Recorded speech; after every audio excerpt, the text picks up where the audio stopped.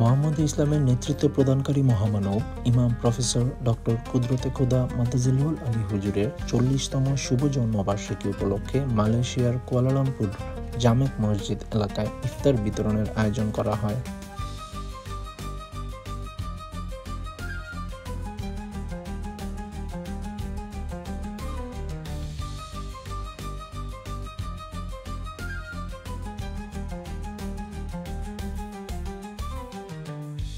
গত ২৭ মার্চ প্রবাসী বাংলাদেশি স্থানীয় Malay, Indonesian, Singapore, Pakistan, India ও ইউরোপ সহ বিভিন্ন দেশের শতাধিক পথচারীদের মাঝে বিরিয়ানি ও পানীয় বিতরণ করা হয়।